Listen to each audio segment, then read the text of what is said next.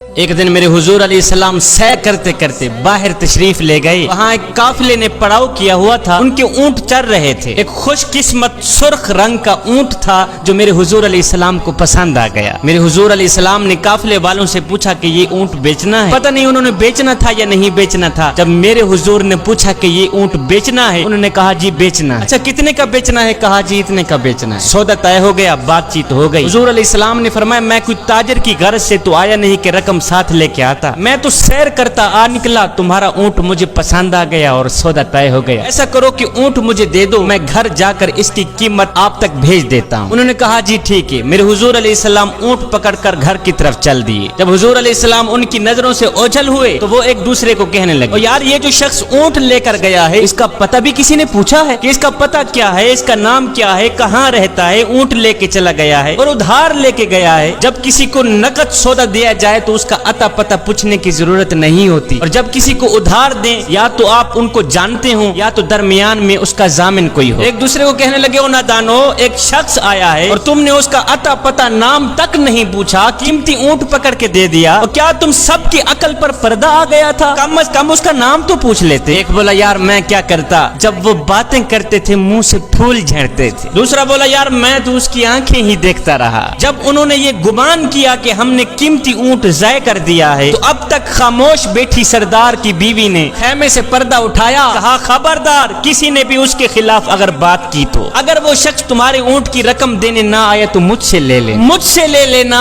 میں اس شخص کی ضامنہ ہوں. انہوں نے کہا اچھا تو اسے جانتی ہے؟ کہا نہیں میں بھی نہیں جانتی. کہا جب جانتی ہی نہیں پھر ضمانت کیسے دے دی؟ کہا جب تم سودا کر رہے تھے تو میں خیمے کے اندر سے دیکھ رہی تھی کہ جس کا چہرہ اتنا خوبصورت ہو وہ جھوٹ بولتا ہی نہیں, وہ دھوکہ دے ہی نہیں سکتا. ابھی تمہارے پیسے آنے والے ہیں. تھوڑی دیر گزری ہی تھی کہ میرے حضور علیہ السلام کے غلام آ گئے پیسے لے کے. کہنے لگے کون ہیں وہ لوگ جس سے ہمارے آقا نے اونٹ خریدا ہے؟ کہا جی ہم لوگ ہیں. صحابہ نے کہا یہ لو تمہاری اونٹ کی رقم, یہ لو تمہارے اونٹ کی قیمت. انہوں نے کہا بھائی قیمت بعد میں دینا, پہلے یہ بتا کہ وہ محبوب رہتا کہاں پہ؟ صحابہ نے کہا سامنے مدینے میں اس محبوب کے ڈیرے ہیں. کہا پھر رقم بھی اپنے پاس رکھو, اونٹ بھی اپنے پاس رکھو, ہمارے دل بھی اپنے پاس رکھو, ہمیں تو اب دن رات اس محبوب کا دیدار ہی چاہیے. ہائے میرے حضور کی صورت ہی کیا دیکھی, اونٹ بھی بک گیا, خود بھی بک گئے, سارا کا سارا قافلہ مسلمان ہو کر حضور کی غلامی میں آ گیا.